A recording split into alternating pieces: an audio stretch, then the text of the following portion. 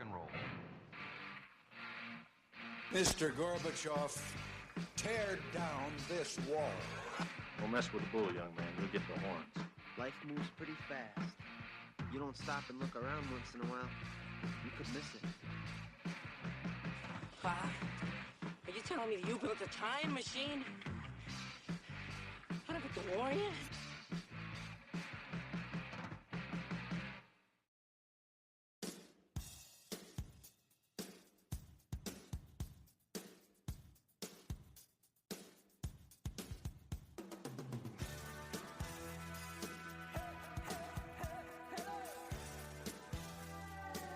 Hey, welcome back. We are at the 80s Cafe, and it is time to do some drafting for the first time on this podcast. Here with me today are my good coworkers, my good buddies, Jason White, J-Dub. What's up, man? Just great to be here, man. Ready to talk some 80s sequels. Yeah, we're going to have a good time. And Chip Geletzke, go by the affectionate letter G. How's it going, G? It's going great. How are you, C-Dub? I'm doing fine, man. We're going to do some drafting. When it comes to sequels, that is the topic of this podcast, sequels of the 90s. And I got to tell you, when it comes to sequels, after looking at the list and looking at the things that we are going to be diving into today, what really stood out to me was not just how many sequels there were in the 1980s, but how many sequels actually came out in the summer and how these were blockbuster movies and heavily anticipated. And as an 80s kid growing up during that time and knowing that as soon as I got to my dad's house and as soon as I had the summer off, I was ready to go to the movies every week. It was just a staple between me and my dad. And it was just something that I guess was nostalgic. How about you guys? Well, I'm just going back over the list, just the memories that these movies bring back. And how you looked forward to these coming out, whether you went to the movies or in my case, a lot of times that was catching on VHS. And I remember just, when seeing the first one within these movie sets that, you just probably within the first 10 minutes or even halfway through, just being like, all right, when is there going to be a second? There just has to be. Or a third. Exactly. Or a fourth. Or a fifth. Or a sixth, like Police Academy. They just kept going and going. Well, that's what's good about these movies. And we decided to do this podcast because we wanted to take a different angle about, there are all kinds of categories we could pick movies. And we've had a lot of sequels come out in this decade since 2020. In fact, I'll talk about that number in a second, in just a little bit. But the 80s seemed to be the decade that kind of introduced how important and how significant the sequel happened to be. And I'll start by this. So we enter the decade of the 80s, and even though sequels have already been established in the 1970s, they certainly weren't established the way they were in the 80s. They had some incredible sequels and they brought some juice, and they actually came from movies that if you think about, and I started looking at this from the 1970s perspective, it's like, man, the movies that the sequels that came from them are some of the biggest movies of all time. So they weren't wrong in taking this kind of movie and saying, hey, let's run it back. But then we flip it to the 80s, and then we realize the directors and the movie producers are like, okay, we know this is where the money can be made. So let's talk about the 70s movies that really had really significant sequels. We start with Godfather, which came out in 72, right? And when Godfather came out, I don't think they were envisioning, hey, let's have a number 2 and then a number 3 18 years later. But it became so popular, they had no choice. In 1974, Godfather 2 comes out. And of course, it arguably is better than the first. Now, I don't know if you guys have seen both of them, if you enjoy both of them, or where you stand with that one. Where do you guys stand? Do you have a preference of the two, or do they kind of come together for you, or you don't really care much about either one of them? I'm not sure where I've never even had the conversation with these movies with you guys, so it's interesting. The Godfather movies are just so iconic. I really do enjoy them all, but the first one really is the standard for me. I agree. Yeah, same. I mean, that's the introduction, right? That's where you get to know the family. But your Godfather enthusiasts will often tell you 2 is a better movie than 1. And again, I don't have a dog in the fight there. I don't have a dog in the race. But then we get in 1975, we get obviously one of the best movies ever made in Jaws. And less than 3 years later, we get Jaws 2. That's not even a discussion as to which is a better movie. But we do know that this is now where we're seeing, and then we get Rocky in 76, and then Rocky 2 follows that in 79. Again, I don't think Stallone had in mind when he wrote that movie and I think he directed it and starred in it, hey, I'm going to definitely make another one 3 years from now. At that point, he was just trying to feed himself as an actor, and it became a hit. But after these three movies, think about that. Rocky, Jaws, and Godfather are these incredibly significant movies in the 70s that they couldn't even get through the end of the decade before they had to make another one.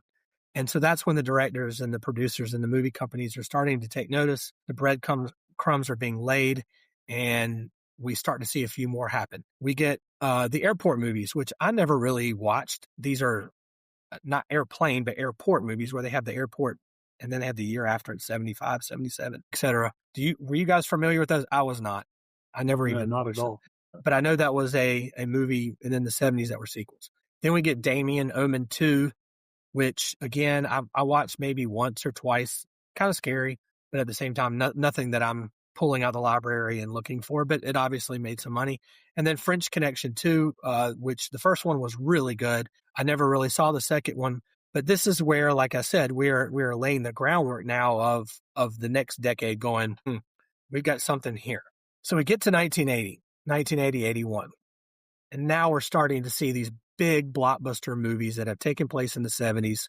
And now they feel like they've got to follow this up, just like the three I mentioned. So what's the first one? Star Wars comes out in 77. We get Empire Strikes Back in 1980. Superman comes out in 1978. We get Superman 2 in 81. God Book 2, you could take or leave that. That's with, what's the older gentleman I know that's in that movie?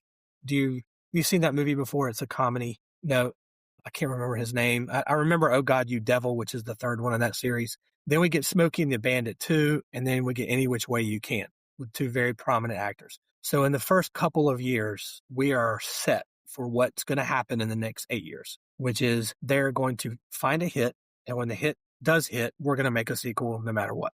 We don't really get, again, I think it was somewhere in the neighborhood of like 14 sequels in the entire decade of the 70s. And 1982 alone, I'm going to read you the 1982 sequels. This is in 1 year. Friday the 13th Part 2, Halloween 2, The Great Muppet Caper, For Your Eyes Only, Mad Max 2, Death Wish 2, Amityville Horror 2, Airplane 2, Rocky 3, Star Trek 2, Friday the 13th Part 3, Grease 2, and Halloween 3. So this is within a year range after the time where the sequels now are starting to take shape and saying, you know what, we're going to do a sequel. And so after 1983, we're at the point now where sequels are not going away. These are a sure thing. The directors say, well, even if we don't make the money that we made on the first one, we're still going to make money because of the first one. The movie could suck. We could bring half the cast back, and yet we're going to make enough money to cover. And so that brings me to my first question about sequels. Is it okay for these sequels to exist even though they might not be better than their predecessors or even come close to it just because they're making money? We do have a history of some of these. Like I just read you about 14 movies in 1 year alone. I don't know how many of you guys have seen. I've seen most of them.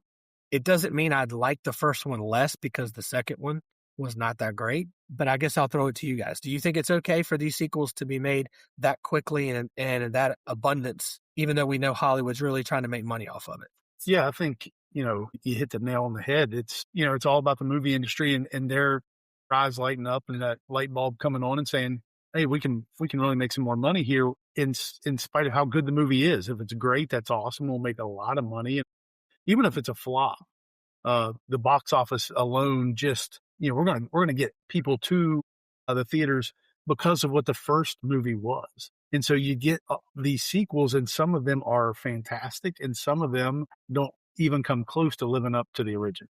First, let me go back and just say, I know there's probably some movie gurus who are listening. And, sure. Oh God, is a George Burns. George Burns, that was him. Yeah. My mom was all into George Burns. So I didn't see the first one. I saw the second one, and I saw the Oh God, You Devil one, which I thought was entertaining, but it ended up being the worst one of the series. But go ahead. I'm sorry. Yeah, but as far as sequels, I think just human nature, everybody wants, that next step immediately. So having to wait, months and even years for a sequel to come out, I think is something that most people don't want to have happen. If if the movie ends in a cliffhanger, or if you just really enjoyed it, you want to see more development of the characters, you want the next installment. Right.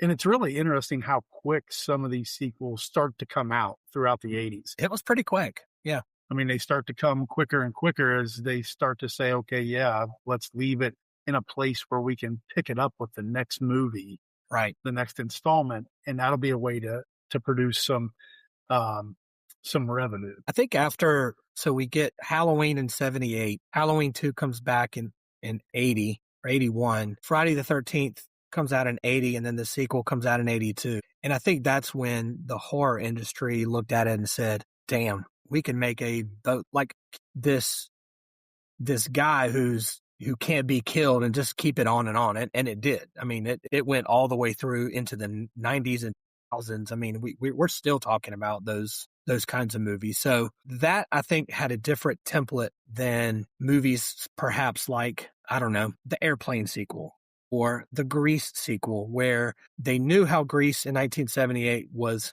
one of the best musicals ever made. Let's try to bring something back to it. And then it was a complete flop. I hated Grease too. I was so disappointed.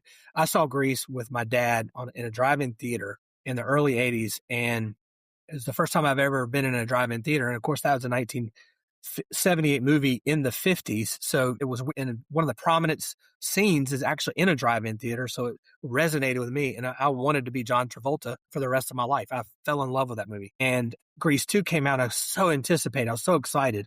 I was 6, 7, and it was horrible. Even though Michelle Pfeiffer, who's gorgeous, was the lead actress in it, horrible movie. So you are going to get the hit and misses. But at the same time, we just hope that it doesn't tarnish what the original was, which in this case did not. Grease still is beloved by many, like myself. But I think the horror industry is what really, they had a different outlook on it. It's like, look, we're not here to win great Oscars and best supporting actor. And we're here to make a movie that everybody loved the original. And then we're going to end up making this later. We'll make enough of it later. So I don't know. I think there's different mindsets as the way you look at it, depending on the genre and whatever movie you're trying to replicate. And I think you still see that today. Like you said, the horror films, you can count on a good one coming out every October. I mean, you're gonna bank on that Halloween time period and play off that scary, spooky. And what do you think? I thought about this too. What do you think the answer to that is now,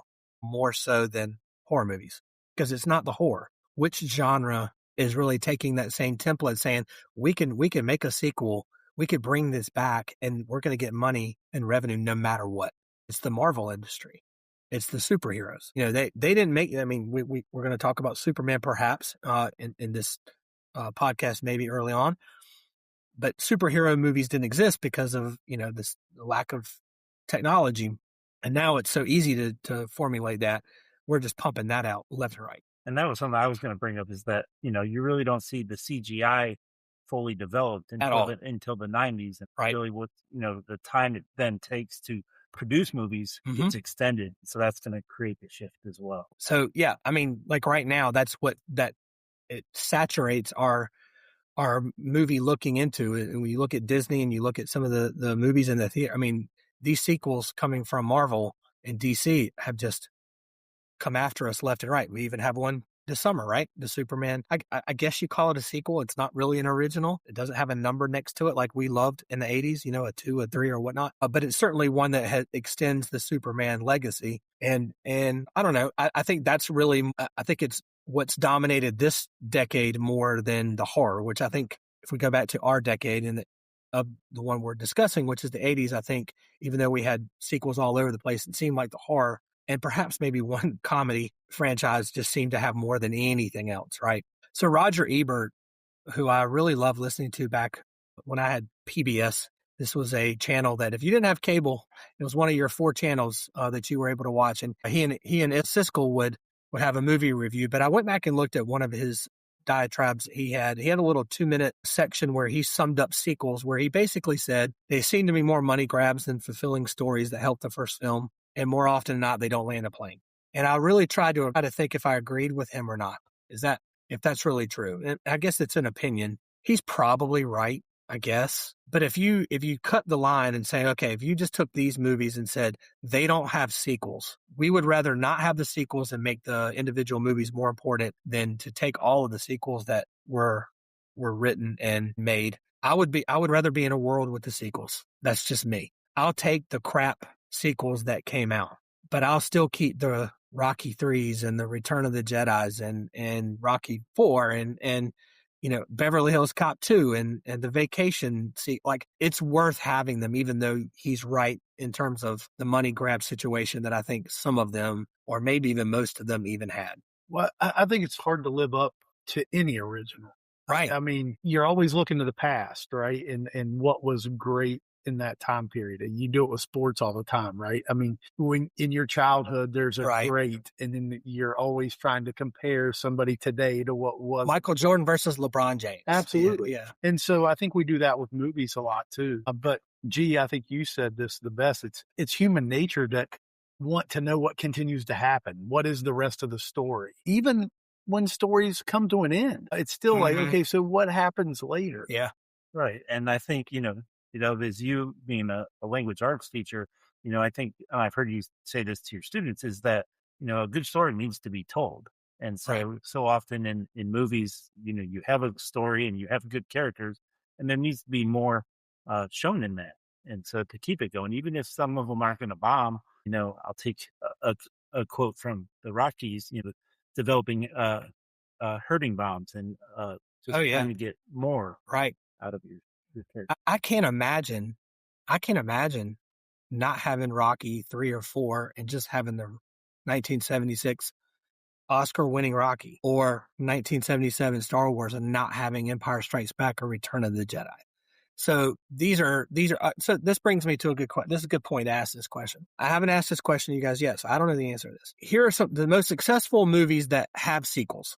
I kind of made a quick short list. Godfather, Rocky, Star Wars, Terminator, and Star Trek. And these are sequels, whether they're in the 80s or not. Are any of their sequels better than the original? So we talked about Godfather. We kind of I think the majority of people who I know who are enthusiasts love the second one better than the first, even though it's not disparaging the first one. But I don't know the answer to that question. I just don't watch enough of either one of them. I think if you ask me after watching both of them, I like the first one better, but I don't know. I think that one's kind of, how can anybody who loves any of the Rocky movies take one over any of the other ones after that? Like two, even 2 has some boring pieces to it. It's still better than 1.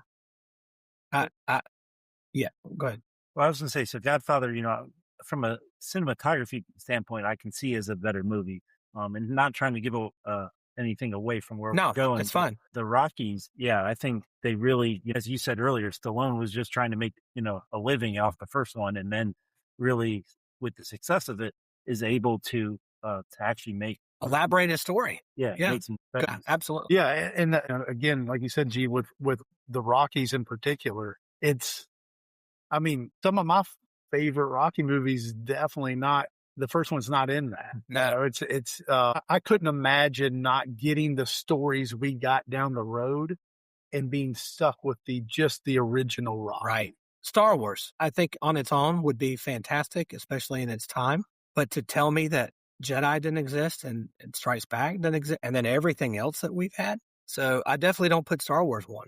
And also, so 3 of those, Star Wars, Terminator, and Star Trek being science fiction, the development of technology is needed to make those stories come alive. And you take it even further, like, how about all the characters that came in sequels that you would never have gotten to know, or famous lines that came from sequels? Right. That you would have never heard if the sequel had never been made. Right. So I got one more for you, and this is not, obviously this is 1991. So the sequel, Terminator 2, comes 7 years after, sorry, I'm an English teacher, I had to do my math, 7 years after the first one from 1984. This one is one of the closest ones to me when I tried to really disseminate the two. I go back and forth on this. The 84 version to me has all of the nostalgia to me, and it's one of the first times I've seen Arnold on a screen. And Linda Hamilton, and just the entire storyline is amazing. But then you get to everything that T2 does and the technology and everything that James Cameron's able to put on the film. So I fight myself with this one because I'll watch one and go, oh, I love this one so much more. I don't know why I'm even thinking about it. And then I might watch T2 a month later and go, man, the stuff that they do in this movie is so insane. And the soundtrack is so insane. Like it's the closest to me as 2 movies completely adore that has a sequel that I fight deciding which one I like more. I don't know, but do you guys have like definitive answer on this one, or are you with me? Well, we've kind of harped on it, but it is amazing what the technology did in that time span, right? Yeah, because we're talking 7 years. Talking 7 years. A lot of these sequels happened in such short period of time. The technology hadn't really changed. 2 years max. They usually give it. But in this instance, 7 years, it had changed dramatically. So from a visual standpoint, I would say probably lean toward T2. Same. I sit there and watch the original, and you're like, man, how can T2 be better than this? Yeah. With what? T2 is your favorite? You like the sequel? Huh? Yeah. It's almost like it's almost like for me, every time I take T2, I feel dirty. I'm like, man, you're just taking your 80s love and throwing it, you're cheating on it. Yeah. So, okay. All right. So getting back to the 80s sequels though, and how monumental these movies actually were. I'm going to take the entire decade. I'm not taking a year. I'm going to take the entire decade. I'll ask you guys this question. Again, not a question I prepared you for. Of the top 20 movies of the entire decade, okay, top 20 movies in the entire decade, how many of them were sequels? And when I say top 20, I mean revenue, movies that made the most money or had the most ticket sales. Of the top 20, take a guess on your number as how many were actual sequels. I probably go a fairly large number. Okay. But I also know there's some pretty good movies. There's some pretty good movies that were not sequels that made some good money. I'll say, my gut says 14. I'm going to say 12. 12, okay? I was going to say 12. To be different. Got to go above or below. 13. Okay, the answer is 8. Ooh. Now, 8 is a third, really. I mean, if you think about it. So really 1 out of 3 of the entire decade, and that's a decade filled with some of the best movies ever made, some of the most profitable movies ever made. But 1/3 of them were sequels. Here they go. Empire Strikes Back, which was number 2 of the decade. Return of the Jedi, which was 3 in the decade. Indiana Jones and the Last Crusade, 4 in the decade. So I'm going to stop there. 3 of the top 5, 60% were sequels. So that ought to tell you right there, and a small, micro look at how important the sequels were in the 80s. Number 4 was Indiana Jones and the Temple of Doom, 11th overall. Back to the Future 2 was fifth most in the sequels, 12th overall. Rocky 4 was the 6th, 17th overall. Rambo, First Blood Part 2, 18th overall. And then finally, cracked the top 10, Beverly Hills Cop 2, 19th overall. So 8 of the top 20 of all of the decade were sequels. So that ought to tell you how important the sequels were. Okay, before we get into the draft rules or thoughts leading up to the categories, anything you want to add to that before we head into the actual draft rules?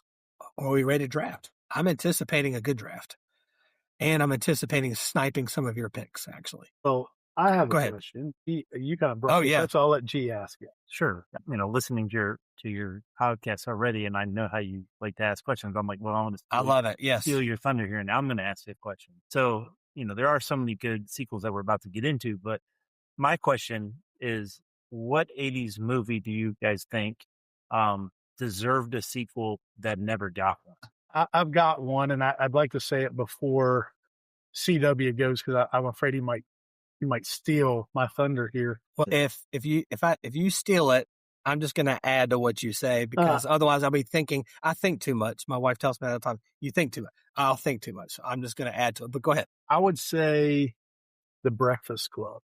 Wow, that was not what I was expecting. And I say that from a story standpoint. So that's a one-day movie.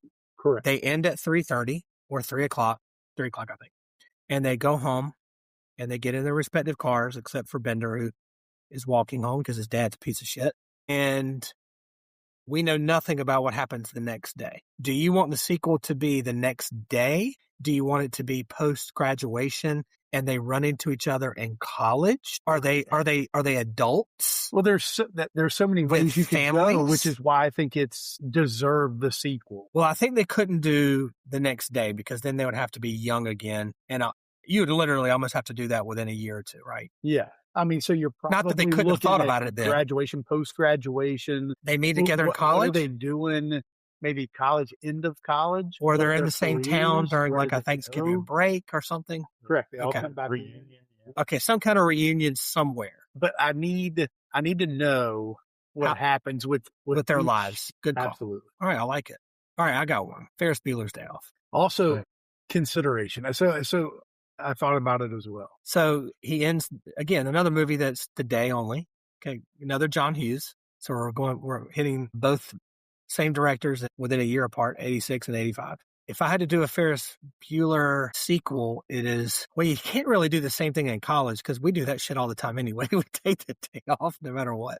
Yeah, maybe that doesn't work actually. You say, how is Cameron? Because that was his senior year. The same? Or... Yeah, what happens to Cam? Yeah, it doesn't really lead a lot of way for Ferris to do anything that we all wouldn't do. That was the whole beauty of what Ferris did. Yeah, that's not a great idea. I'm shocked right now with the answer that I came up with. I know. I am. Oh, is there one that you have your claws on? I'm looking at my cafe wall here. So Bill and Ted, they had a sequel. Rocky has a sequel. Everything on my wall has a sequel, which is kind of remarkable when you think about it. Vacation, Dead Poet Society, no. Big, no. 3 Men and a Baby, no. Well, gee, I mean, what would your selection be? So obviously, I was finally glad that Top Gun finally got its sequel. That was much deserved, in my opinion. But I was going right off the bat with the Goonies. Oh, okay. And I know there's been rumors within the last year of a sequel, but until it happens, Chunk sloth. Yes. Okay, so let's assume in 2 years after that, in 87, they bring the kids back. They're going to be a little older. They're going to be in high school. What then? Another treasure? They find something else? I think some sort of adventure. Okay. Maybe not a treasure, but something that has to bring the same group together. Is the town in trouble again, or the neighborhood again, where, they saved the neighborhood with the rubies or and the jewels? Or one of the members of the gang being, in trouble of having to leave or something. Okay, yeah. The lack of parent involvement, there's just so much adventure that can happen in this story that I felt needs to be told here. Okay. Well, safe to say, every choice that we just decided, whether it sucked or not, we're going to go see it. Absolutely. We would have seen it in the 80s no matter what. And I think a lot of people would have, and it would have made good money. Yeah. Okay. Well, we will contact Hollywood and see if we can come up with a writing on that and see what we can do. But I like all of them. I think they're all good. Go ahead. And let me also say, I wish Caddyshack had gotten a better sequel. Oh God, it deserved a much better sequel. Maybe we should have. Maybe that was a segment I should have made. What were the 5 worst sequels of the 80s? Because that's on the list. It's on the list. It's terrible. You named another one. Grease 2 would be on. Grease 2's, yeah. Rocky 5. Or if you take the difference between how good the first one was versus how bad the second one was, I think all of those make it. All right, we are going to draft. But let's talk about the categories first, so our audience knows we are not just picking 5 random sequels. We're going to be taking categories, and we're going to be drafting, and I'll talk about how we actually, quote-unquote, draft, but I want to name the categories first. Each of the movies that we select, we're going to select 5 movies. And of the 5 movies that we select, they have to fall into these categories. Now, the order in which we take them is up to us. We don't have any order whatsoever. But as long as we take one movie that satisfies each category. So category number 1 is action or action drama. Okay, that means a movie that's based on a more serious, not so much comedic tone. An example of this would be like a Rocky movie, right? It's got some drama, it's got some action to it, etc. Second category was action comedy. These are movies that are action-based, but they also have good blend of comedy, or they're just flat-out comedies. So an example of a flat-out comedy would be a vacation movie like National Lampoon's European Vacation or Christmas Vacation. An example of an action comedy would be Lethal Weapon 2 or Beverly Hills Cop 2, because they, although have a lot of action in them, a lot of scenes and a lot of dialogue in those 2 movies are comedic based. Third category, horror and sci-fi. We're going to combine those together. Those are pretty self-explanatory. You only need to pick one as long as they fit one of the 2, horror or sci-fi. And there are a ton of these. The last 2, we have hit movie, a blockbuster movie. These are movies that made over $75 million at the box office. So they cannot have made less than $75 million. So that condenses this category a slight bit. It could be in any genre as long as it was a hit movie in the 80s. And if you talk about $75 million today, it's not a lot. But in the 1980s, especially the late 80s, you're looking at least 150 or more million. So that's a pretty impressive amount of money that they're making. Hit movie is one category. And then the last one, which is the easiest one to pick from, is the wild card. Basically, any sequel you want can fit under this category. So it could be action, it could be comedy, it could make 20 million, it could make 200 million, doesn't matter. You just put it in your wild card and it fits. Okay. So those are our categories. We're going to take 5 each, total of 15 movies. And at the end of this podcast, we want you to decide who was the winner. So I'm going to put a poll up onto the podcast link, and I'm going to put our names next to them. So make sure you're keeping up with our movies, and we'll state them again at the very end of the podcast. But at the end of the podcast, I want you to take the 5 movies that each of us have made as our list, and you determine who the winner is. All right. So we are in line, and we are ready to draft for the first time. All right. Mr. Sloan gets first pick. And I actually was hoping for the first pick because if this classic got left and I was not able to pick it, I think I was going to be in trouble on a particular category. So my first pick of this draft, the 1980s sequels, is 1989's classic Christmas Vacation. This would be a popular choice. Right to the heart, quick. Was that your first choice, or was it up there? It was on my list. I would have not made it my first choice because I would have sworn that the two of you would not have had it as your first pick, and I'm stunned that it's your first pick. Okay. Well, I'll begin. So obviously it's a cult classic. Not just What pick are you using it for? Good call. Thank you. I'm using it as my comedy, action comedy. It does not fit in the wild card, so it's going to be in the comedy section. Yep.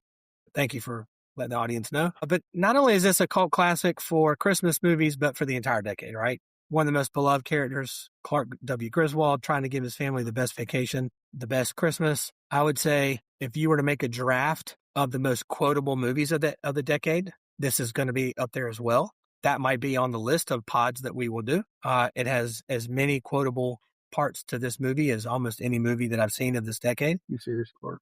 I am serious. The actors are fantastic. I noticed this when I was going through the notes. What's really cool about this movie, it's got a blend of actors who are in their prime, about to retire, and stars we don't even know in 1989 are going to be stars. So Chevy Chase, D'Angelo, Randy Quaid, they're in their prime, right? Diane Ladd was the Betty Boop voice. E.G. Marshall was in Superman 2. He was in Absolute Power. He's been in a lot of movies in the 70s. Very well-known actor, Academy Award-winning actor. And then we get actors in 1989 we don't even know yet. Julia Louis-Dreyfus. Seinfeld has just come out a month before this movie. We know nothing of her yet. Juliette Lewis, Johnny Geletzke, who is in Big Bang Theory. We know none of these people. So I love the fact that this movie has a blend of about to retire, prime, we don't even know them yet. Now, I'll be honest with you. You guys can tell me I was 13 when this came out. I did not see it in the theater. And I don't even remember enjoying it in the late part of the 80s, early 90s. It was not until it came onto VHS and I started watching it during Christmas when word got out about how funny it was. And that is my history of it. It was not, I mean, it came out in December of 89. So you're barely talking about an 80s movie. But we do put it on the list because it was an 89 release. But where this movie means more to me is how many times I watch it over Christmas. Absolutely. I mean, it's like you said, it's now like a cult. It's a cult classic. Sure.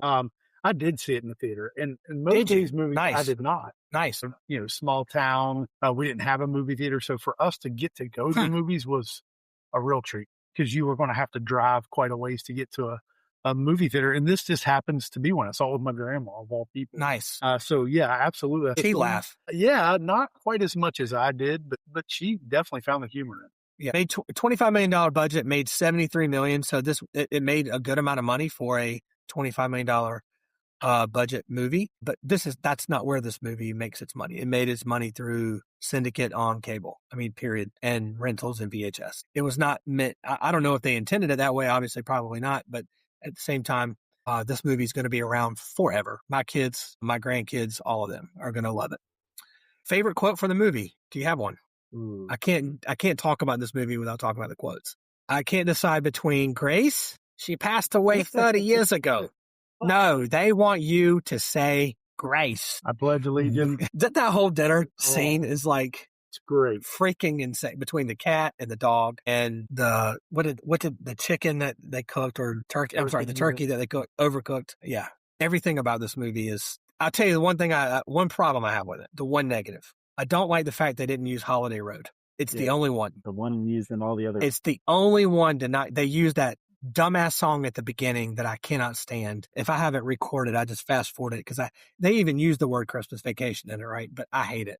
I don't know why. I find it interesting that it's a Christmas movie that you never get to Christmas Day. Exactly. There's never a Christmas actual morning. Right. And I don't know, is the dinner over Christmas Eve or is it just over the holiday? I don't even know. I can't tell. I don't know that they. Yeah.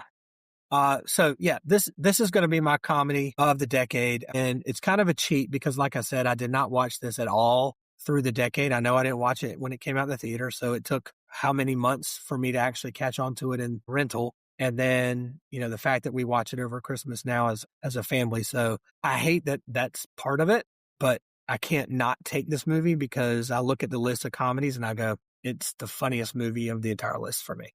Yeah, I mean, closing thoughts. It's a solid one pick. I mean, I'll say that I'm the youngest of this group, and so it's one that I kind of picked up later in life. I have seen it actually recently in the theaters. It's one that maybe theaters near us brings back, and so I'm proud that I've gotten to see it there. But coming from the Midwest, I love Midwestern Christmas movies. Oh, yeah, Chicago.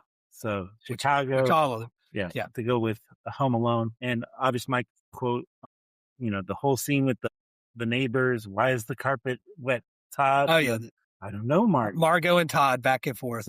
It's class. It's a good first. Yeah, I think Are You Serious, Clark would be my quote. Yeah. I think Randy Quaid steals the show in the movie. I think you can't think Christmas Vacation without thinking about him in his robe emptying the RV into the sewer. So your favorite from him is Are You Serious, as Clark, and I think mine is Clark. That's the gift that keeps on giving the whole year. Jelly of the Month Club. They actually don't saturate the movie with quotes like a Naked Gun or an Airplane, right? They don't try to just overdo it.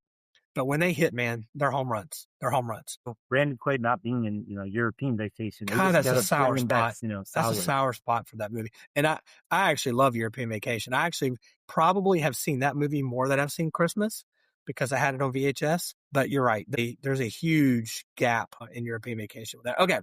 So that's my number one. We have J-Dub. You have the second pick. I'd love to hear where you're going with this one. Don't snipe one of mine, please. I have a real hard time here because there's movies that I may necessarily resonates with me more than the movie I think I'm going to pick. Although I think the movie I'm going to pick is an all-time great. But I'm picking this out of fear that it won't make it back to me. So that's what you have to. It might not be your favorite. Like Christmas Vacation is not my all-time favorite movie, but I had to pick it because I knew. See, it would be one of my all-time favorites. It would not come back to me.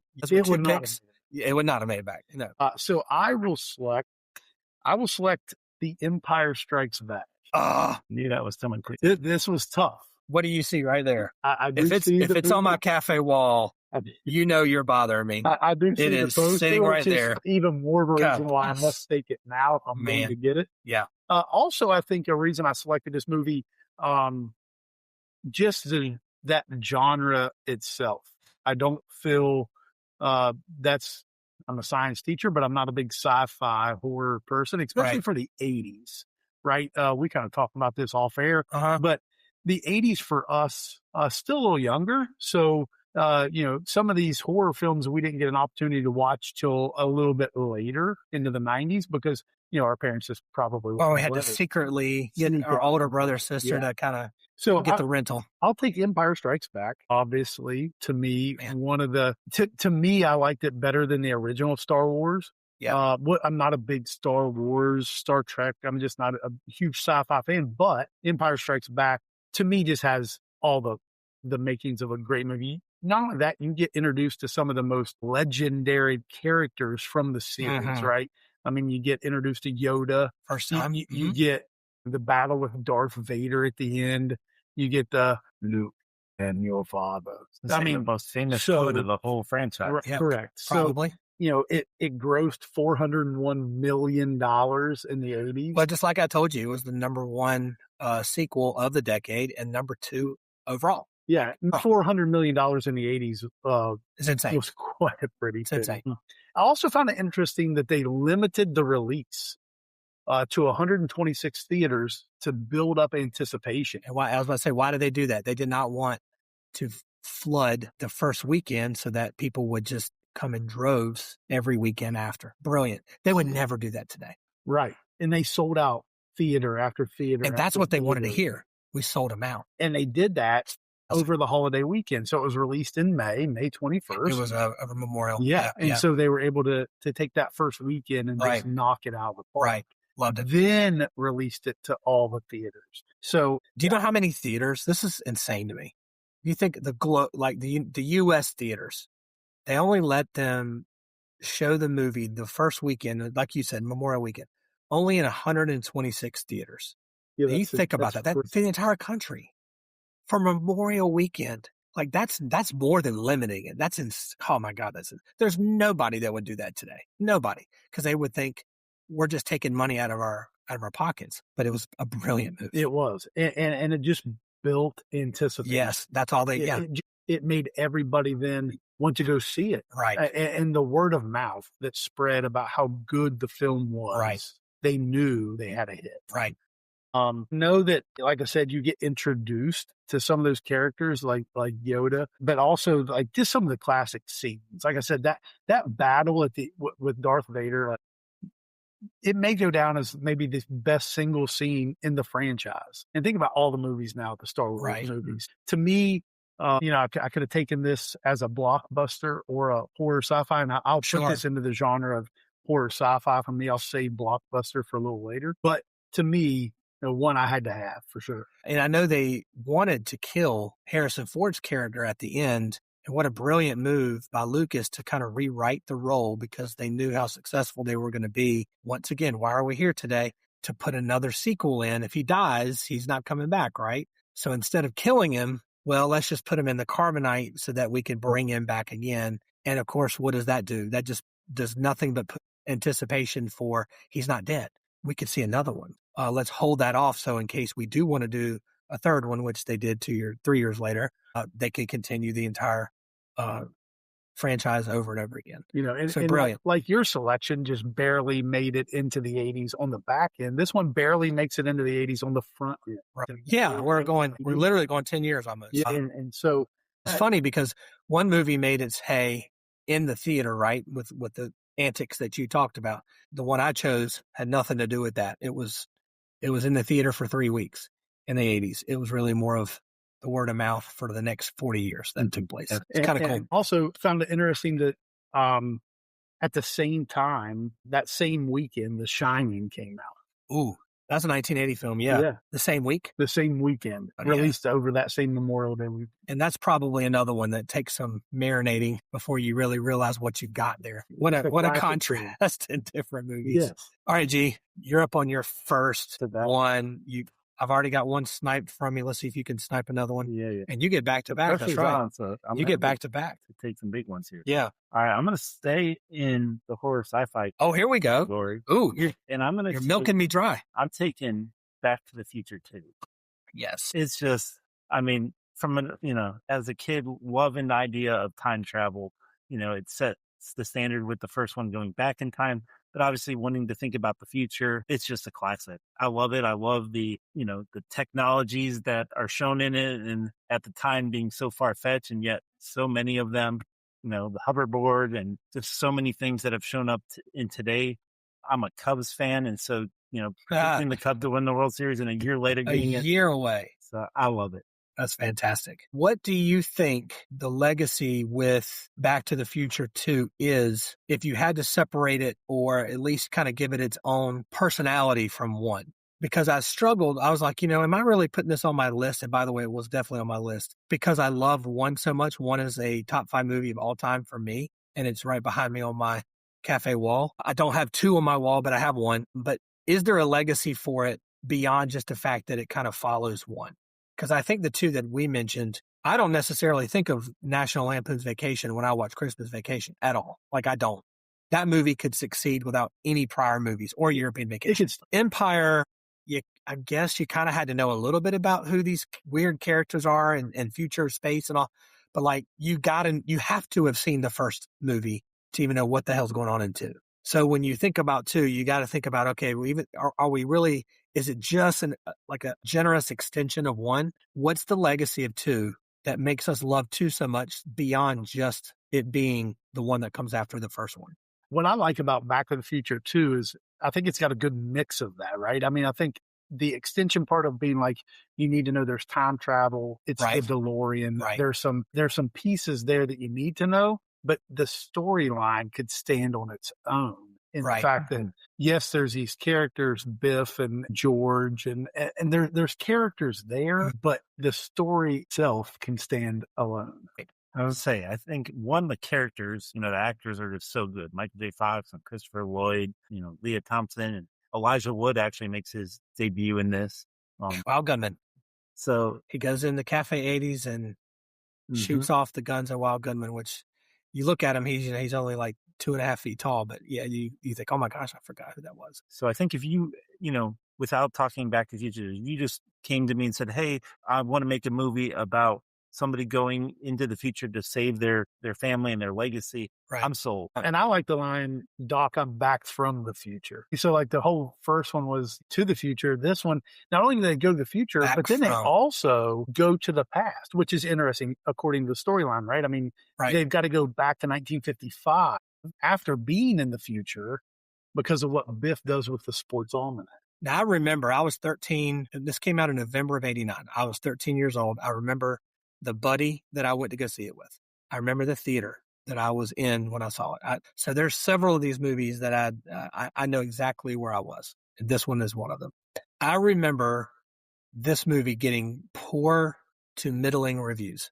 A lot of people coming back to watch it at the beginning did not like it. It was not the original. It was too confusing. And then you had all these mixes of negative comments. I remember almost trying to buy into those, but then also going, yeah, but this movie is so good. I think this one has been one out of any other ones on this list that I can recall. Came out originally and was not perceived as a great movie. And over the last 40 years, it is because the first one was so beloved and people have gone back to watch this one in conjunction with it, is people have changed the narrative of this movie. And I think one thing that was monumental to making this movie the way it is, you get Michael J. Fox, Christopher Lloyd, Leah Thompson, Tom Wilson, James Tolkien as Mr. Strickland, all of those people back in the second one.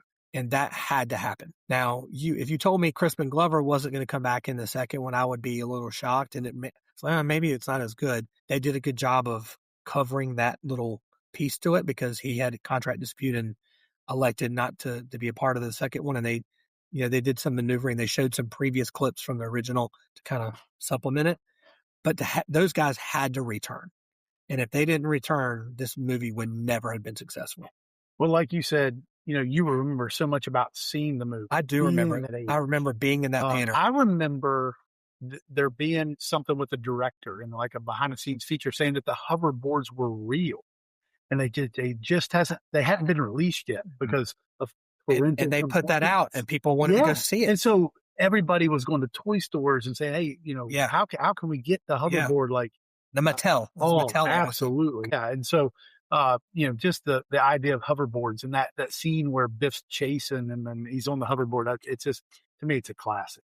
Yeah. Even when the hoverboard comes out a couple of years ago, I mean, it brought me right back to that, I want to go see the movie again. Right. This is one I honestly, if you told me I just had to watch either one, I'd take, it doesn't mean I love 2 better than 1, but like I could easily watch either one of them.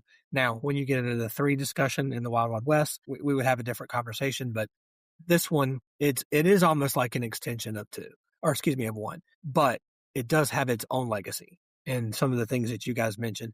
I do want to point out Michael J. Fox didn't even realize that he was going to be in the sequel until he had plucked in a VHS of the movie not long after the movie had come out on the VHS, I guess 86 or 87. And at the very end of the first one on the VHS, do you know what it said? To be continued. He had no idea. He picked up the phone and called Zemeckis and said, what does this mean? To be continued. And that's when Zemeckis kind of told him, hey, we're going to do a sequel. So the fact that he didn't even know that number 2 was even coming until well into a year after the movie was released on VHS, I thought that was pretty fun. All right, man. You took one from us. I guarantee it. You were on your number 2. Yeah, I think all of us were definitely doing some scratching here. the first round. Yeah, horror sci-fi is getting a little thin already, and you've already taken you took my first and you took my second, so I'm struggling on that category. All right, well, we're going to action adventure next. Okay. And I want to hopefully do the same thing here. I'm taking Rocky 3. That was my number 2 on my list. It could be a toss-up as far as these go, but Rocky 3, the more I thought about this in the last couple of years, it's just such a legacy. When you think about not just bringing back and developing the original characters like Rocky, but you've got Clubber Lang. This is really Mr. T. Sure. This is before the 18. So this Absolutely is really right. when he becomes. This is his debut. Yeah, this is his major role. 2 debuts, by the way. Hulk Hogan, Thunderlips. It's his debut in the movie, right? In a movie.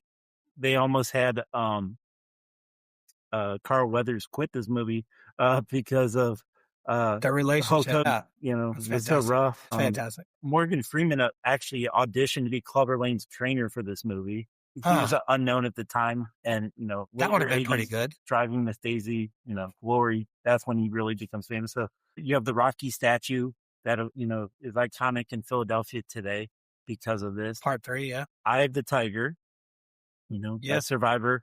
Which when I was researching this one, hoping that I would get this pick. Right. Did you know that You're the Best? So You're the Best is a song that was written for this movie. And they decided not to put this song on it. And so the director said, okay, I'll hold on to it. And 2 years later, he said, I'm now in a movie where Avildsen, by the way, John Avildsen is his name. I'm going to put this song at the end of this montage because I wanted to use it for Rocky and I chose not to. Do you know the movie? Obviously, G knows. Karate Kid. Very end. And how long? The very end of the montage in the which people who really championship focus on this get mad because of the lyric, history repeats itself. But there's not in Karate Kid, but there is, by this point in the Rocky series. Right. Yeah, it's funny how some of these songs and some of these even actors decline roles, and then you realize, man, the sliding doors and how different it could be. Yeah, the budget $17 million, made over $270 million in the box office. So I mean, cleaned house. And is this the best Rocky movie of the series? There's definitely some debate. I guess it's down to 3 and 4 for the 3 of us, right? Yeah. I had 1 and 2 I can't watch. Well, I know I have the next pick, and my next pick is Rocky 4. And I hated to go back to back Rockies. Why? No. Don't apologize for going Rocky. I know you just said what is your favorite Rocky movie. And so I can tell you my favorite Rocky movie because I'm going to select it here. It's Rocky 4. So you would have taken I would have taken 4 over 3. So okay. I'm glad when you said Rocky, I thought, oh man, every pick has been a snipe of mine. Mm-hmm. Somebody's taken what I was going to say later. And you're taking it in action. And what are you taking? I'm also going to take it as an action. Okay. Good deal. All right. So I'm going to take Rocky 4. Okay. To me, it is the greatest of the Rocky franchise. It made it grossed $300 million. So more than Rocky 3. Mm-hmm. You get this mighty large statue of a man in this Russian Drago. And it's all about the U.S. versus the Russians, right? And you get the aspect of meeting him early in the movie. And then, he obviously has the exhibition with Apollo Creed, right? And you see that living in America. Yes. Comes down from the buildup is insane. And you definitely, I never, sorry, full disclosure for people who are watching this or listening, have not seen this movie. Drago ends up killing Creed. So at that point, you don't know that's coming. Build up. Do we throw the towel in? You need to stop. Throw in the towel. Just that storyline, and then that's I found it interesting that's how they got Rocky to fight again. Like that was okay, now you've made me mad enough. Right. I'm going to fight again. And that press conference where you hear Drago say, if he dies, he dies. So, just no compassion, you're just so mad at a character in a movie. And think about the time in which this movie comes out. So 1985. There can never be a more perfect movie coming out in the time of politics that even though as a kid, I could care less about the political aspect of it. But you think about, this is in the heart of the Cold War. you are fighting the Cold War with Rocky. You are literally fighting like the metaphors are just now. As a kid, I'm 9 years old when this movie came out.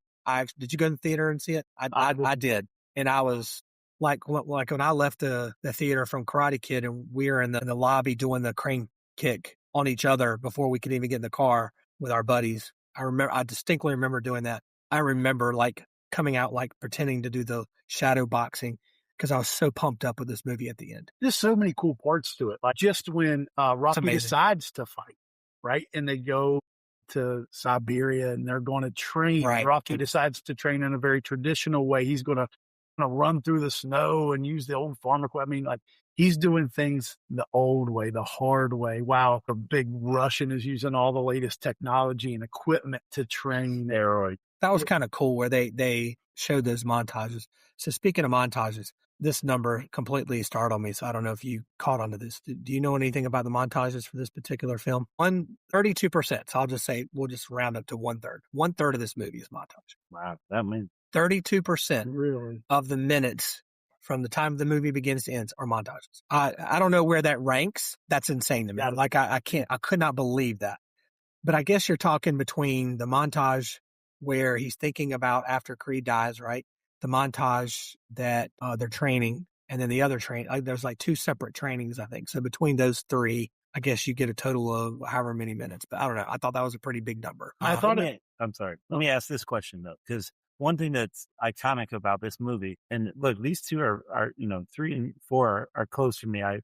They're very close. I love Burgess Meredith. He's one of my favorite actors all time, from going back to Twilight Zone to eventually Grumpier Old Men. I love this. That's why I picked that one. But I do love 4, and the fighting in this movie, is so realistic. Stallone, it's definitely better. His ribs, 3 of his ribs. He's hospitalized. Right. So is that part of why there's so much montage to kind of cover? Maybe. I think if you go back to Rocky 3, they do a good job of the montages as well. And I think, and then 1984, Karate Kid, right? Which I guess they're still piecing this movie together. I think it's a time in the decade where in sports movies, this shit works. Like these montages work. And like, I mean, name me a really good sports movie where it didn't work in the 80s. I mean, they all seem to, and I'm thinking of all these other movies. I'm like, man, they seem to do a good job with it. I know you referenced the fight. Bull Durham. I mean, Major League final fight scene took them over 3 weeks to film. That's how important that scene was. And like you said, they were really punching each other. So I guess, so what would be the legacy of this movie? Would it be the metaphor of the Cold War? Steroids brings that to attention. The soundtrack, No Easy Way Out, Hearts on Fire, Living in America. That's crazy. Or is it the movie full of montages? Like I have a hard time thinking. I know. No. I didn't understand at the time, but now it's got to be the politics, right? I mean, probably the fight takes place Christmas Day in Russia. The crowd is completely behind Drago, but you kind of see that crowd turn throughout that fight and almost pull for Rocky, and in the speech of like, if we can all agree we're all human and we should really all on the same team here. Yeah. The one thing I think I can poke a hole in is the very end. I didn't really, because there was some semi-anticlimactic piece to it where he's trying to talk to the Russians and, they're giving his words in Russian and then they kind of stand up and I'm like, yeah, that's probably not happening. He's probably getting a gun to the head. Some assassin is sitting there at the top going, bang, they're nailing him. But other than that, no, I think I would have thought of that when I was 9. All right. Rocky lives on with all of us. I think we can safely say that. So now I get back to back. Okay. All right. I know where I'm going with this one. Okay. I am going to go back to comedy, action comedy, but I've already used my common action comedy, so I'm not going to put it there. But I have a movie that suffices the 75 million mark, and I'm going Lethal Weapon 2, 1989. My second 1989 movie, back-to-back 89. And this is not because I'm 13, but this movie, I remember being in the theater, 13 years old, having seen the first one on HBO, which was rated R. This one also being rated R. I don't know how I got into it at 13, but I did. But really one of my favorite buddy cop movies. The buddy cop genre, I think, started in 1980 with 48 Hours. We might have had a couple good ones in the next 7, 8, 9 years, but then I feel like this one, 48 Hours began the decade with a buddy cop type of movie, and I think this obviously was one of the few that ended the decade with it. But you get Mel Gibson, you get Danny Glover reprising their roles from 1987's Hit, and this is definitely one that I think if you told me, does the sequel outdo the first one? To me, this is yes. This was a brilliant script. Richard Donner was the director of this movie. He actually was the same director for Superman, which is also on this list if we choose to take it, and from 1982. So great director. Donner also did The Goonies, by the way. So a director who knows his 80s movies. But this puts Martin, Riggs, and Murtaugh back together, trying to foil the crime of South African criminals in California. I did see in the script this was a lot more vicious of a movie than what they portrayed it when it finally came into fruition, that they did so well with the comedic part of this movie that they tried to add and put a lot more of that, and they took away a lot of the torturing and killing that the South Africans had in the original script. I definitely think that was the right decision there. If this movie had been a little bit more violent or as violent as one, I definitely don't think it would have gotten the accolades and how much people love it. I think people love this movie because it had such a good blend of how funny it was and the chemistry that Glover and Mel Gibson had, which is why they made 4 of them, right? They didn't have good chemistry, there wouldn't have been 4 of them. Some of the scenes of this movie was iconic. Taking the nail gun and killing the guy in the house that they were trying to build. The condom scene is hilarious. Even as a 13-year-old, I thought that was hysterical. The condom tree that was made by the coworkers. It was the 3rd most successful movie of 1989. Anybody care to guess who beat them out? Lethal Weapon 2 out? The fact that they were only behind these two says a lot. They're 3rd in the year. Well, if you look at these 2 heavy hitters, it's a big deal. I mean, this movie ends up being top 3 in almost every year of the decade. So they don't have to apologize at all for being 3rd in this particular year. Is 1 Last Crusade? Yes, that was number 2. This is not a sequel, by the way. No. Did I say that wrong? Okay. I'm sorry. You were guessing all the sequels. Mm-hmm. All right, okay. Batman, Michael Keaton. So the fact that it made just under those 2, again, can't apologize for that. And then, of course, I hadn't even mentioned the best part. Okay. Oh, Joe Pesci. The fact that they put Pesci in this movie, first of all, I don't even know how they got the idea of it. And then putting him in a comedic role, although Casino was a year later, but he still had not. I think My Cousin Vinny maybe had already been done by then. So he had already had a comedic role, but nothing of this magnitude. And the fact that he was, the 3rd wheel made it even funnier. Where did he get that from? So he was in Fantasyland, I guess in Disneyland, and one of the employees kept saying, do that. And he kind of took the idea of, okay, and threw that in. And by the way, a year later, 1990, he's in Home Alone. Uses the line again. Well, if you look at for those of you who are watching very carefully, watch the van that he is in when he is staking out the house in Home Alone. And it's a plumbing van, right? It's a van that looks like it's a company for plumbing. The name of the company he has on the side of the van, OK Plumbing. So he did that on purpose as a wink and a nod for Lethal Weapon 2 a year before. Okay, so it made $147 million. It's my favorite of all the 4. I love all 4, but this one's certainly the best. I've got some personal love for this. Went on a nice date with that when I was a 13-year-old. But nevertheless, it's my favorite Lethal Weapon, and it's going in my hit 75 million category. It's a good pick. All right. Next one I am going to take as my action drama. Now, you guys already have these 2, so it might not make a lot of sense for me to take this one. However, if you guys soaked these up already, why would I be taking it? Because it can go in another category. It can go in your wild card, and it can also go in the hit. So I'm going with a movie I was watching right before you guys showed up, and it happened to be on TV, Indiana Jones and the Last Crusade. Indiana. This one's a favorite of mine. Yes. So I promise you, I literally, again, I have no idea how this worked out. It just did. You guys took the Rockies, so this was not my intention. But this is now the 3rd movie that I've taken in 1989. I did not go on a date on this one. This one happens to be just a movie I absolutely adore.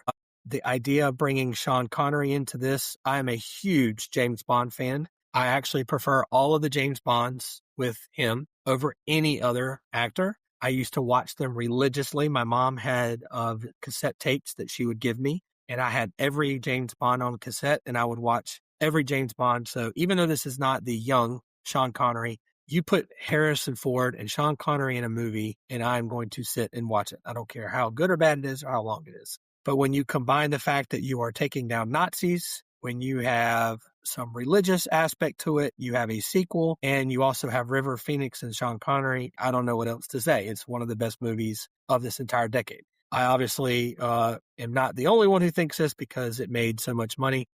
It was a top 5 movie of the entire decade, not just a sequel. $48 million budget, made $197 million just in the U.S. alone and $400 million globally. When it was released, by the time it left the theaters, it was the 11th highest grossing movie of all time. I love the sounds of the movie. John Williams comes back with his soundtrack of Indiana Jones. And I don't know, man, there are just too many good things infused in this movie that I love. I love the fact that they brought back Marcus Brody. They brought back Sala, the actors who played these roles. I know his love was not in this movie. She was only in the original and the fourth one.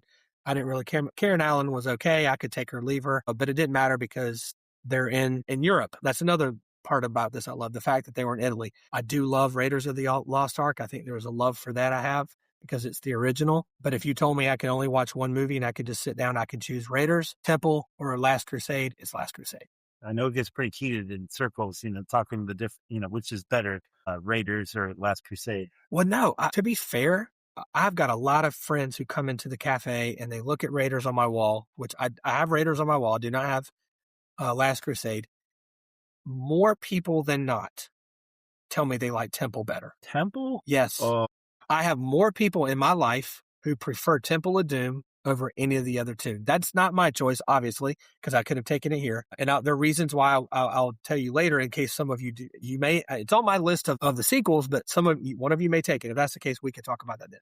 But no, this is my favorite one. And there's a very particular reason. I'll talk about it in case Temple of Doom comes up because I'd rather talk about it at that point. But at the same time, I love all three, but this is my favorite. I think because of the lightheartedness that it combines and the fact that it's going on during obviously the World War II. My grandfather was a World War II pilot, so there's some personal relationships I have with that. I don't know. What do you guys think between the three? Are you going Crusade? Crusade 1, if you had to?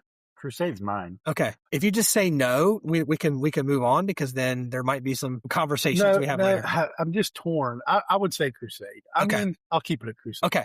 As a history teacher, any movie, kind of goes back with the Rockies. Any movie that parallels, what's going on as far as history. I love the scene with the Hindenburg, and him running into Hitler, getting the autograph on the book. That's just, and that's one of the best depictions of Hitler I've seen in a movie. He looks just like him. Yeah. Okay. So I've got 3 on my list now. So to kind of let's recap for just a second since we've already gone through 2 rounds. For me, I've got my comedy, Christmas Vacation, action drama, Indiana Jones and the Last Crusade, and my $75 million hit movie, Lethal Weapon 2. Where G, you've got Rocky 3 as your action drama, and your action comedy was, what was your second one? My horror science. I'm sorry, horror sci-fi. Back to the Future 2. Horror sci-fi was Back to the Future 2. And okay, Back to the Future. All right. And those are your 2. And then Jason, you have your 2 are Empire Strikes Back is my horror sci-fi. Horror sci-fi. And then Rocky 4 is my action drama. Action drama is Rocky 4. Perfect. Okay. All right. So I guess now Jason has his next choice. I'm going to go with my blockbuster, 75 million or more. Yes. And I'm going to go with Karate Kid 2. CW already mentioned the fact that you're a Karate Kid fan and your movements outside the theater. Yes. So I saw all 3 of them in the theater. Vividly remember all 3. Yeah. Karate Kid, the original, is tough to beat, right? I did like the storyline of, we're going to go over to Okinawa, where Miyagi's from. And see kind of his father, passing away and his arch nemesis there, the villain of the movie. And you think there's this build up to this fight between the two that never happens. You know, if you remember the storm hits and Danielson and Miyagi have to, you know, go and save. Right. And so that to me, you get this build up thinking that there's going to be one thing happen and it kind of flips and one villain kind of turns out not to be a villain, you know? And then you get the fight at the end and the pinching of the nose and you think he's going to kill him, but he doesn't. And I mean, it's just, to me, it's a great movie. This fight is for life, not for points. And that they put that in the commercial as though like this is not the All Valley tournament anymore. And I just remember him being all bloodied, you know, where he's trying to fight at the end with Chosen. And yeah. And the thought of fight to the death. So you really believe right in the fight that one of them is going to die. Right. And then you get the other enemy of not just Miyagi being a part of it, but his enemy kind of attached to it, his uncle, the uncle of Chosen. Yeah. So you kind of have that blend. Right. You've got both generations and their own enemies in the movie. So major fan of the movie. It was not going to be on my original list. So based on what you guys, you punks, have stolen here already early, you've made me completely around a little bit where I was going to go here. And you also went with a double not that year. I don't love the movie itself. I mean, this is an all-time classic for me. So you went double 1985. Did. Which is interesting. But coming in, if you'd have said, hey, what year will most of your movies be? I would have said 89. You both have plucked movies that I I know, right? I had every intentions of. Yeah. That just really resonate with me. This Karate Kid film to me is what a great year though. I mean, that's a good conversation to have. What was the better movie year? 85. And we might have to delve into that later. Well, so does 85. Okay. Did you like 2 better than 3? I did. I liked 2 better than 3. I did not, and I'm in the such minority because Terry Silver in 3, and this is not just being biased from Cobra Kai, where he has come back. I love Terry Silver in 3. I thought he was a menace. He was on cocaine the entire movie, Thomas Ian Griffin, and then we get the original enemy back from 1, where he was only in the first 10 minutes. I don't know. For some reason, I like 3 better, but I'm in the minority. But I love 2. Not disparaging what you were saying, but I didn't know if you like 3 better than 2. I like 2. I think nobody I know likes 3 better than 2. I think about, especially movies, iconic movies from the 80s, especially being a kid, that were in some level so terrifying. Jaws with the shark. Karate Kid 3 with that, device that he has to fight in training, and just breaking in the wood. Yeah. And he's like purposely trying to hurt him, but he doesn't realize he's trying to me. Dude, that's what I love. He was such a menace. I love it. I'm in the minority. I don't think I've talked to one person who has seen all 3 and loves them all who says 3 is better than 2. Like, I'm literally the only person I know. So I'm the crazy. I'm the Terry Silver of the group. All right. Next one up goes to G, and you got back, sir. Again. All right. So I got to, after the pressure of this last round, you got to try to steal some more here. Yeah. All right. I'm going to take my action comedy, and I'm going with Beverly Hills Cop 2. Yes, sir. This and Lethal Weapon, I just love for the action comedies of this time period. All the Beverly Hills Cops. Great movie. I just love, from the beginning when there's, a scene of driving around and just total destruction. Again, another Midwest connection, being that I'm from Michigan and from being Axel Foley being from Detroit. I just love it. The end scene, when he's having to chase the armored truck with the cement mixer is hilarious to me. Who has their first comedic role in a movie during that scene? The very first time he's ever been put on a camera during that scene where you're talking about the cement truck. Because where do they go when they steal the cement truck? Oh, you're talking... They go to the Playboy Mansion. Yeah. Do you remember who has to park or complains about parking the cement truck? Oh. He's never been in a movie or television until this scene. Chris Rock. That's right. I did not know that. He said, remember, he comes out and he's like, I get paid $25 for a car, $50 for a truck. What the hell is this? Sorry, I don't imitate Chris Rock often, but that's the first time you hear that voice, right? That you laugh your ass off on that. And then here's another one I love about this movie. Who was the accountant where they try to take the money off of him, or they steal the account information from so they can get into the bank? Gilbert Gottfried. Yep. He has another, like, you're talking about these little cameos that you never, and then of course Hugh Hefner's in it too because they go to the mansion. So yeah, this movie is just littered with good actors and good small scenes that just make this movie so special. I love it. Quotes. I mean, just, the whole It's great. 80s being just quotable movies, in that armored truck scene, when Axel Foley's like, are you driving with your eyes open or are you using the force? It's great. It's great. Okay. What was really good about this movie, which I love, and I've said this over and over again in all the ones I've said previous, it brings back the stars you want to have back. Can you imagine if this movie doesn't bring back the big three, right? Judge Reinhold doesn't come back and John Ashton doesn't come back as Taggart and Rosewood. This movie I don't think anybody would care. Am I wrong? I mean, and Ronnie Cox, who is Bogomil, and he's only in this movie a small amount. So the movie in 87 that he was on the hook to play, so he couldn't play, too much of this movie in terms of the amount of time he had to commit to it, was RoboCop. Yeah. And then the other movie, 1990. What's the other 1990 Arnold movie that futuristic movie? Total Recall. He was the bad guy in Total Recall. So yeah, I did not like the fact that I loved him in Beverly Hills Cop 1 and 2, and then he became the bad guy in the next two. That bothered me. But no, this movie is certainly one of the best. It was actually one of the most successful movies of the decade. Let me ask you guys this question. So I looked this up. 1987. Who do you think was who was the best actor in 1987 based on this particular point in their history? I'm ruling out Tom Cruise because Tom Cruise had only done two movies in 1986, Top Gun and Color of Money. I'm not even going to count the ones before that. But in 1987, you have a war between the two, Eddie Murphy and Harrison Ford. Harrison Ford, Indiana Jones ×2, Empire Strikes Back, Witness, and Working Girl.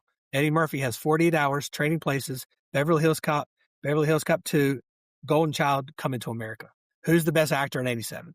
Who has the belt at that time? That's a personal preference. What style of movie do you like? Now, money-wise, it's Ford because of bigger name movies, the two Indianas and Empire. But if you just took the collection of films and said, okay, the end of 87's over, who's the best actor in the world right now? It's one of the two. I just don't know which. I love both. Trading Places was classic. I'm gonna lean Harrison because of the Indianas and Empire. But when you take both Beverly Hills and Trading Places and 48 Hours and Coming to America, God, it's not like it's a runaway, right? I mean, it's class. Matter of fact, you're taking Eddie. Yeah, absolutely. I mean, I just prefer you want the comedies. Comedy. Yeah. They're definitely different in terms of the genre, but in terms of the global, who's got the belt? Number one. But if you're talking, it's one of the two. It's one of the two. Cost $26 million to make, made over $250 million. So insane. All right. So G's got Beverly Hills Cop 2. Great call. It was on my list, on my short list. So my other one, I'm going to go with my hit movie. Going to $75 million. I'm taking Return of the Jedi. Not as much as Empire, but what everybody thought at that point would be the end of the trilogy. Right. You know what? Just had to take. It should have been. Shots fired. It should have been over with. I'm not a fan of the prequels. This was the number 3 movie of the entire decade. Second most successful sequel behind Empire. So you're not wrong. You're not the only one who thinks this is one of the best movies. Are you guys taking Empire over Jedi in a vacuum? I am. Yeah. This is where I've changed. As a kid, not even a question. It was Jedi all the way. Really? Because I watched it in the theater. Empire came out in 80, so I was 4. I didn't see that. I actually saw Empire after Jedi, which is kind of crazy. And of course, behind it in the cafe, I've got all of the Burger King glasses that they sold in the early 80s that my dad collected that I still have here as collector items, so it's great. What do you enjoy most about Jedi other than it's just a continuation of the Star Wars series? You're too young to have seen it in the theater because I was 7. You didn't see it in the theater? No, I didn't. Okay. Just the amount of kind of different types of characters. They're everywhere. From the Ewoks, to you got stormtroopers, you got kind of the gamut of who's in this to fight. Jabba. Right. The Death Star again, Yeah. The fact that Dad actually helps his son out at the end kind of takes that role on. Yeah, I think that's where I changed my opinion on Jedi over the years. Is I'm actually not in favor of the writing of the Ewoks. I think that's the part that's the weakest to me. But as a kid in the 80s, I loved it. Exactly. And I don't know how that's changed over time or why, but I do like the different things that they used in that movie that were so cool. Between, I don't even know the name of what were they riding on in the woods when they were being chased. That stuff was pretty cool, especially for that day and age. Like that, those scenes sure. Yep, crazy to think that they filmed that in the 80s. But then I did not expect the turn of Jedi at the end, or excuse me, of Vader to turn at the end to help Luke and to kill the Emperor. So that was kind of like, oh my God, he turned bad to good. You didn't expect that. Those are the cool things about it. But at the end of the day, I think it's certainly one of the best of the decade and one of the best in the franchise. So I'm with you on Jedi. So now it's Jason. You are up. Okay. All right. What you got, J-Dub? Much debate here, but I think I'm going to go with, I'm going to go back comedy action. Okay. And you originally had comedy action. I haven't had one yet. Yeah. I took a blockbuster out of that. You took Karate Kid 2. Karate Kid 2. Yeah. Karate Kid. That was an action drama. That's so actually, action drama. 2 out of the action drama. Yeah. And a horror sci-fi. This will be your first comedy action. I'm going to go Ghostbusters 2. Okay. Vigo. Yeah. Vigo. Slimer. Oh. Just growing up, just the whole Ghostbusters, the original, and then coming to this one. Right. It being released in June, but being set. Oh, by the way, guess what year? Guess what year? 89. It's 89. I'm telling you, man. What a year. So much slime in this movie. And it's as a kid, you loved all the slime. Them using the Statue of Liberty, to save the city. Another movie though. Bringing everybody back. Yes, that's what I was going to get to there. I think if you even Rick Moranis is back, you're right. I think you're talking about maybe a movie that doesn't carry its weight as well. Right. Felt like the plot was a little more. The first one, takes place in a building that is supposedly haunted, but there's some weak points to the plot, and you're setting it up to the first one, which is kind of hard because it's like you're not taking one of the best sci-fi movies of the decade or comedic roles / sci-fi and even coming close to Ghostbusters. So it's tough. Yeah. I still liked it. I did too. Mm-hmm. And I thought, again, a movie, even though it's not the original, it's still the original. It is, but it's not, right? I mean, they're still fighting ghosts. I think the part where they do the Statue of Liberty is where it kind of turns off on itself. Yeah. But leading up to it, I'm still in favor of it. And I do like the fact they brought everybody back. Yeah, and I found it interesting as I did some research, and actually, research by watching and listening to people about this. Didn't realize how many family members of original cast members that are in the movie. So they just threw people in that. Yeah. Interesting. Sons, and daughters that appeared. I mean, I found that kind of cool. Yeah. They sneak them in. Just bring them in. We're not going to pay for the actual back people. We're just going to have the family guys. We'll get our kids. Yeah. That's pretty funny. But I don't know. Again, is it Ghostbusters? No. It loses itself a little bit. But again, another one where you get introduced to Slimer and there are characters that, again, if you've never had the sequel, right? I think it's the series, right? Somewhat, and it came 5 years after the first one, so you got a little bit of time for it to go. Man, they're making another one. Yeah, correct. You know what I mean? Yeah. So I could see that. I cannot think of Hawaiian Punch without thinking about Slimer. Oh yeah. I was trying to think of one other ghost that they had in the second one that was new. Maybe there was. Maybe all the ghosts in the original one in the second one. Kind of rumor has it that Bill Murray was a pain in the butt to deal with. Every movie he's in. Yeah, he's not so. Right. Goes a long time. If you're watching a movie, he doesn't wear the Ghostbuster suit. Right. Very often. I mean, he does put it on, but it's very rare that you see him in it. Bobby Brown singing the song for that one. Yeah, pretty well. Which I like. Donald Trump. Yeah. All right, so we get a win for that. All right. Is it back on me for a double tap? It is. The last two, right? Yep. So I got Christmas Vacation, Indiana Jones, and Lethal Weapon 2. So I need a horror sci-fi, which you all have milked dry. I'm going to take one. Horror, so I'm going to take one. Well, I'm going to take one that I don't care if I take it now or the next one, doesn't matter because I got 2 in a row. I literally haven't researched it at all. I didn't think I would have to go this far. So this will be off the cuff of, I have no background knowledge of this movie like I know the rest of them. So you're just going to have to bear with me on that one.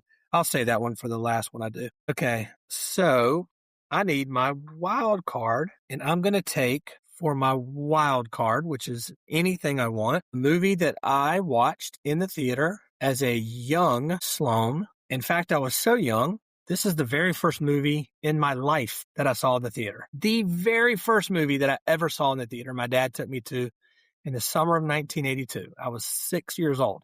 I was wearing the T-shirt and the underwear. Superman 2. So I have incredible nostalgia for this movie.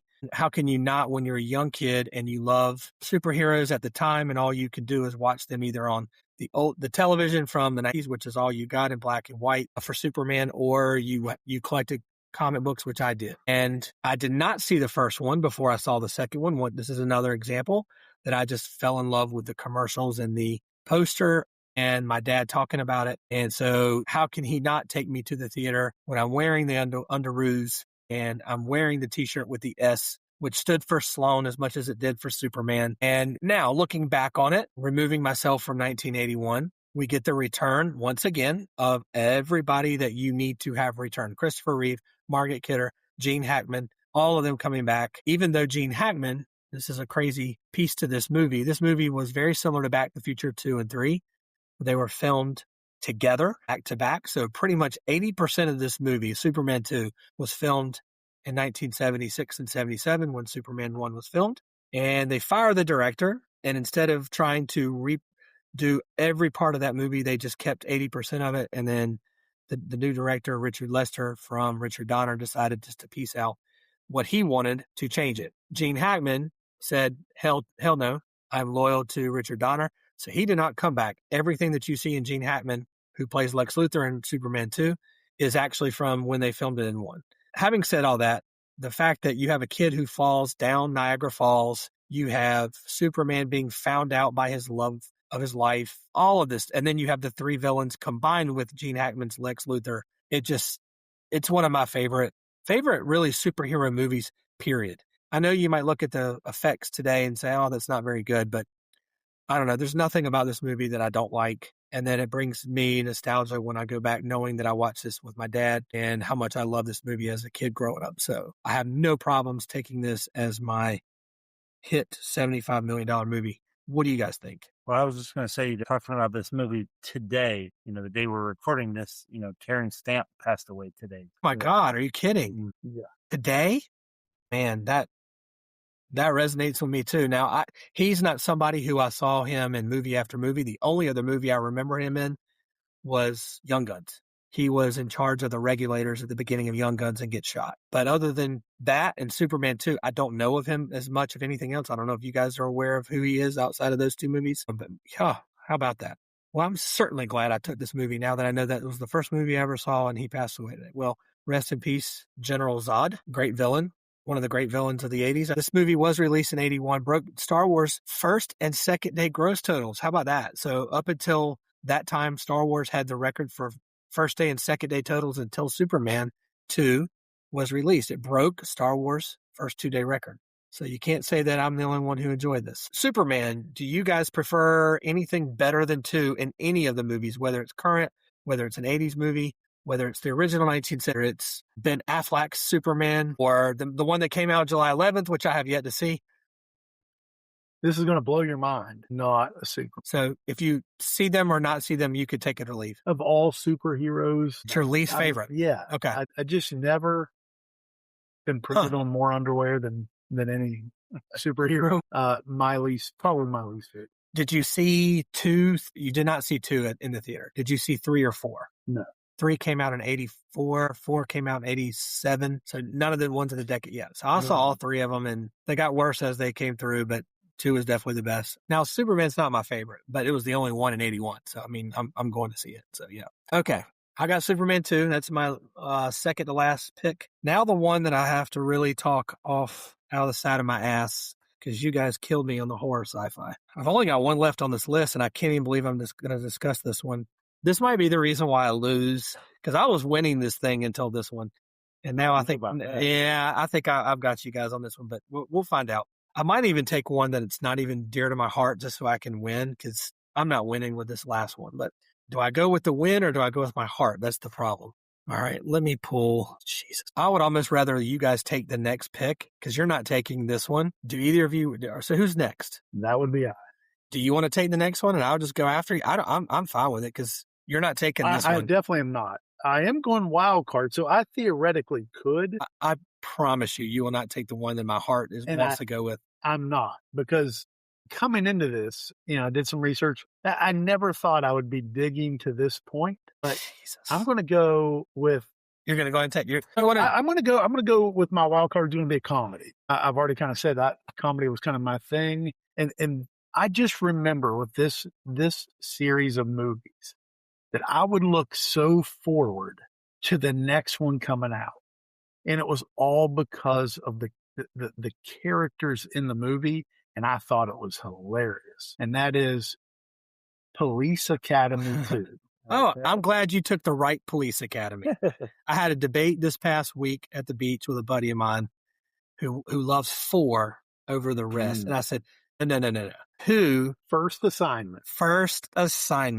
Love the movie. Grossed $115 million. Which is good for that movie. Absolutely. 1985, another 85 film. We've had 89, 85. Came out the day after my birthday in 1985, March 29th. In that wheelhouse of traditional movies, right at the hour and a half mark. And really returned almost the entire first cast. So a lot of the same people in the movie, which I thought was super important, because each of those characters had their own quirky part to them that made them, right? Whether it's Hightower, who but they was a professional football player. Right? Brought back the funny stuff to kind of get another dose. Yeah. It's the key to these. It was to me, it was done perfect. Right? Huckleberry, and then he's so awkward because of his partner and his love interest and his partner being a woman, and he hated that she was a woman, but he loved that she was a woman. And then maybe my favorite of all of those was Michael Winslow's character and all the voices he could do.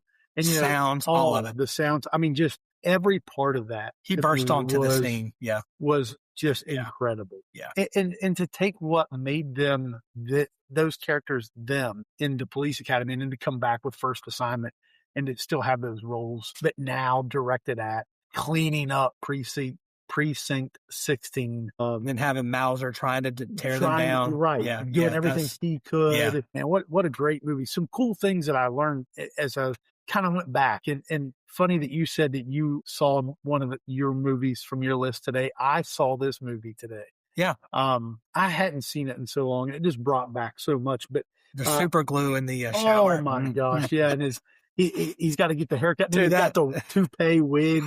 And then what's the name of the girl who whispers? Because he made fun of her. I wanted to kick his ass every time he would just hooks. He would tear her down, and I'm like, somebody's got to get him. Yeah. I found it. Well, I knew Hightower had played professional football. What I found interesting is he made more money off this one film than he did for playing 10 years in the NFL. Wow. 10 years. He played for the Baltimore Colts, the Oakland Raiders. He played for the Cowboys? Oilers. No, okay, Oilers. Okay. Yeah. So 10 years between those 3 teams, they made more money off this one film. I always thought it was funny when he went into the Blue Oyster Club and he's throwing the individuals out into the truck. That's a running joke with a buddy of mine who's done the pod before. I gave him a Blue Oyster shirt. That's a great part of that. He is not a model citizen of the Blue Oyster, but he wears it proudly because he knows that's a Police Academy reference. Yeah, it's fantastic. And Zed in the movie, just terrorizing, going into the grocery store, taking whatever they want. And what's even great about the series, not to step on the toes of 2, but in 3, he goes in to become a cop. And so he becomes the partner of the nerd who has they become partners because he's the one he's trying to destroy. Is that back or? I can't remember them saying his name, but he was just the dork with the glasses. Yeah. That's what's good about that series is that they take one police officer, if you will, and they take something funny, and they're all different. obviously Gutenberg is like the leader and you could see him leading on, but then the rest of them, Hooks is the quiet one. Tackleberry is the one with the guns and everything. Like they all have this separate little niche and and they're all funny. And you put them all together and it's fantastic. It's great. It works so perfect. I don't understand why 5, 6, and 7 were shit. Because I think it fell off. It gets to be overkill. After 4 is when I felt like it kind of went off the rails. But 2 is, 1, we got everybody, right? We kind of know who they are, sort of. Now we get to develop, and then 2. And that's why I think 2 is so good. I loved it. Yeah. I loved everything about 2. Yeah. Yeah, 2, 3, and 4 were on my list in the comedy section. I couldn't even figure out which one, but you're right. 2 probably is the best one.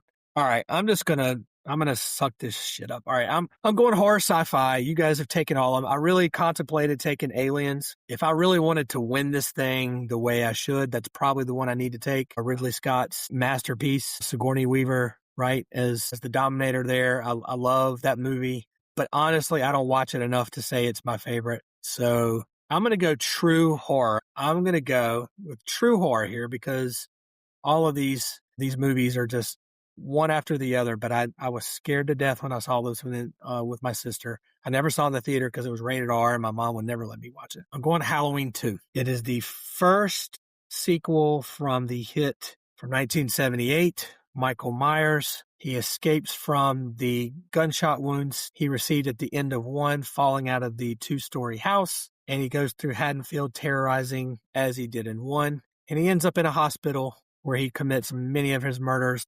Again, I don't have a lot of actual knowledge of the background of this movie other than the fact that it probably was the best Halloween of the decade. 3, Season of the Witch, was terrible. Wasn't even about Michael Myers. I did like 4 a lot.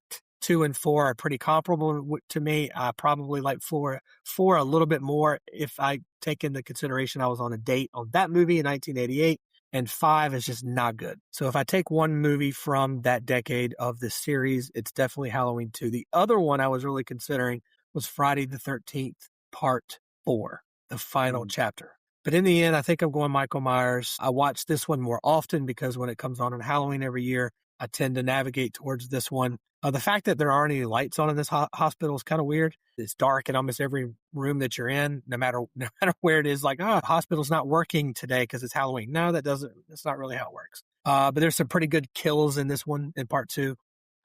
You guys Halloween fans? You like Nightmare? You like Friday 13th?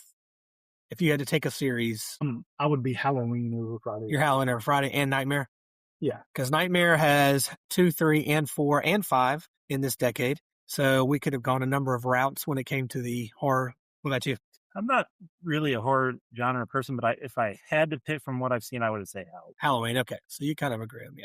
I went back and forth. I like Nightmare. I like the original Nightmare if I'm taking any of the 4, but I do like Friday 4 and I do like Halloween 2. So I just went with the best one of those 3. If I wanted to win this thing, man, so if I lose this, I was true to myself because that's going to be the death knell to me. Aliens probably would have been the one that everybody knows Ripley and everybody knows that movie probably more than Halloween 2. I don't know. I might get some Halloween truthers who might vote for me, but would you have taken Halloween 2 over Aliens? Because that was really where I was going. My personal preference in watching the movies, I like Halloween over Aliens, but that's just... But Aliens, just with the director, the lead actor, people are going to navigate towards that a lot sooner. Obviously, Aliens much bigger. Yeah. I went with my heart. So if I lose because of that, so be it.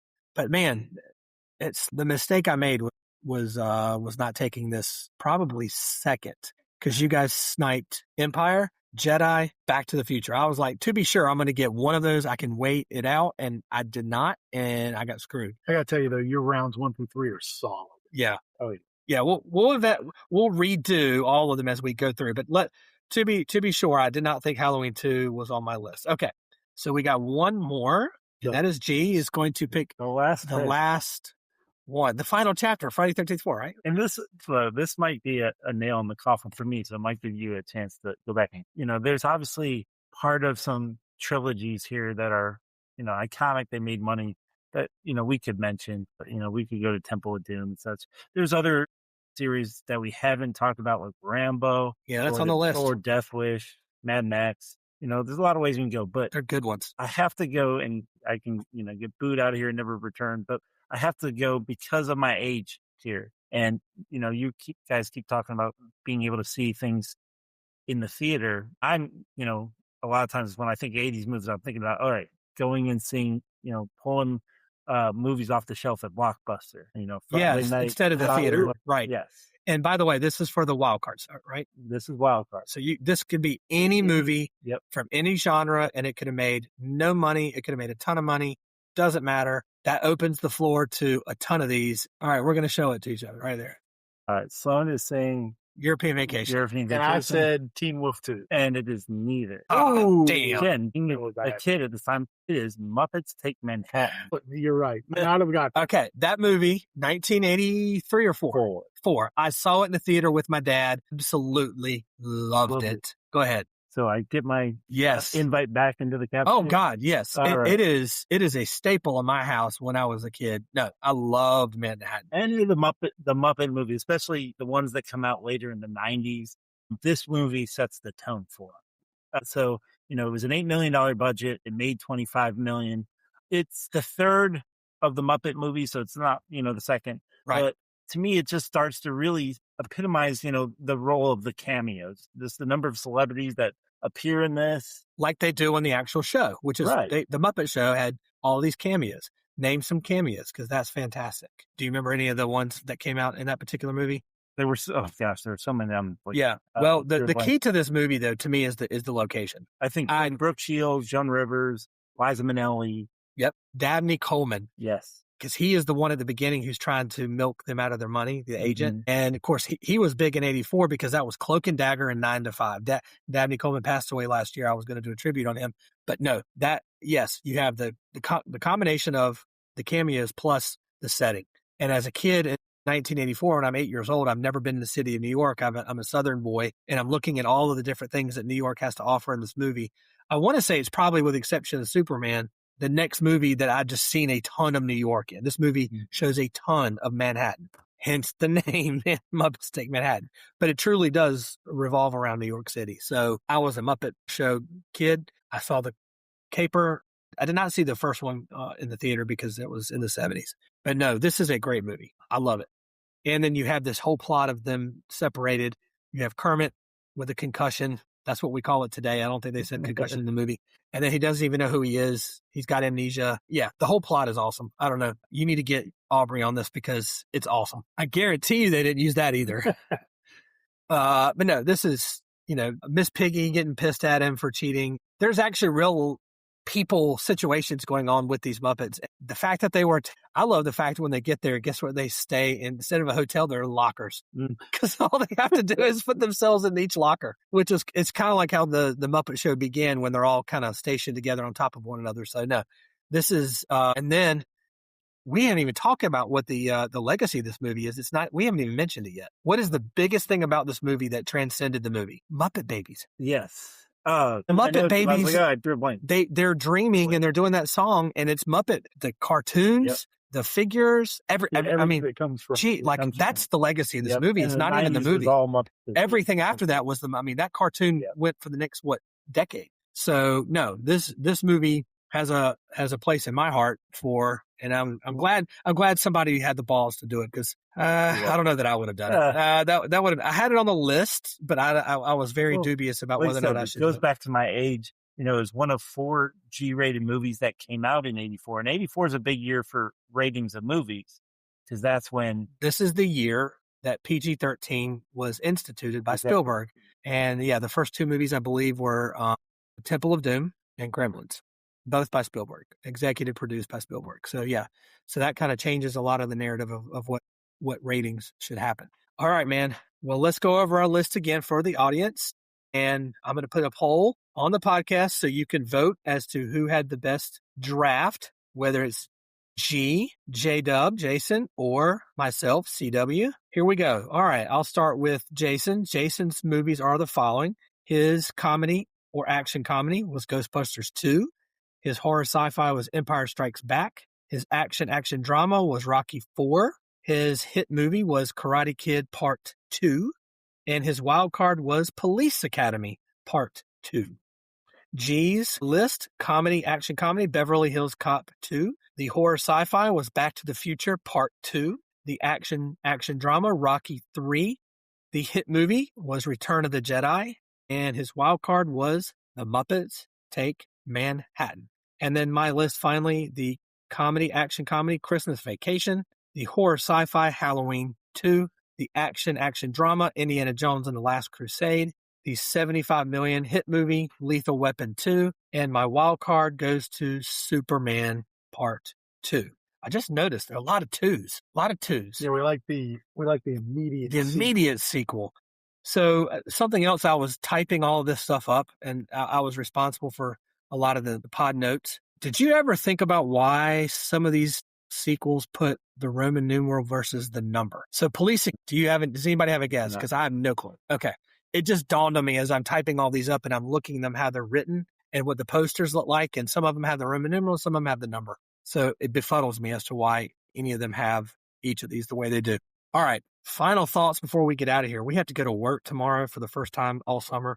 The three of us as teachers, we're headed back to work. Our summers are over after tonight. But guess what? We're still watching movies. We're going to still watch the summer movies because we love this. Final thoughts. Do you guys, you love your list? You feel like you got sniped at least once or twice? I got sniped multiple times in early rounds. I think we all did. I think there's a case we can make for all of us getting sniped at some point, right? Looking at all three lists and being critical of different parts of each list. Like I said, I thought your first 3 rounds, C-Dub, was... My weak point is horror, though. You went don't Christmas love Vacation, Halloween. Lethal Weapon 2, and Indiana Jones: The Last Crusade. I think those 3 are completely solid. G and I have some similarities, right? I mean, like, he goes Rocky 3, I go Rocky 4. Both of the them Jedi, I go Empire Strikes Back. I will say for yours, what stands out to me is if you said who has the best franchise examples, I think you would take it. Because you have the Ghostbusters franchise, you have the Star Wars franchise, you have the Rocky franchise, and the Karate Kid franchise. Now, did you take the best one out of all of them? No, because you can't take Ghostbusters, right? It's not a sequel. But in terms of you targeting the best franchises, you clearly have the best from 1 to 5. But what I like that we all did, I think, with our wild pick or our last pick, is we all went to a place where personally, it may not be the biggest name movie, but we have a personal connection, something that makes us like that movie probably a little better than others. I think you're the most nostalgic was Police Academy. Yours was Muppets. And I don't know, you could tell me what mine was based on how I ran my mouth. Think Halloween and the date to that movie. Maybe Superman, I guess, was one because I literally was dressed up as Superman in that movie. And it was the first movie I ever saw either. Yeah. So you didn't wear Venkman's underwear and Ghostbusters? Okay. I should have. Okay. All right, man. Well, guess what, guys? We ended it, and now we don't get to decide who wins. This becomes the voters. So we will keep this poll open I'm going to keep it open for 12 months, man. I'm going to go straight from August to 2026. So these guys will have to come back in a year to figure out who wins. But I'll keep my tabs up, and we'll kind of figure it out as we go through. But this was a blast. I hope you guys will come back to do another draft, right? I have... Back not in a year, hopefully sooner. Oh, no. And I'm going to need, in a year, I'm going to need that check made out to the check. The large sum of money. Start from the seed. I have so many different options that we can do with the draft. So we're just it's tip of the iceberg for this. But I thought this was a great one, knowing that we had all these movies coming back. And this was a good way to kind of rekindle our nostalgia because these are all incredible movies from incredible franchises. And we could talk about all of these probably 10 times longer than we did. But we'd love for you guys to check out I'll try to put them in the podcast as well, written, so you can kind of see what's going on. But we'll be back in a couple weeks for our next podcast. I think I'm doing another draft. This was fantastic. Once again, if you can, like and subscribe to this pod and also take a look at the polling. And please try to put who you thought was the winner because we're going to be talking trash for the rest of this school year and it'll just keep coming and coming. So I'm looking forward to it. And then some. Yeah. All right. We're done for the night. Thank you guys. The cafe doors are about to close. We appreciate it and hope to see you guys soon.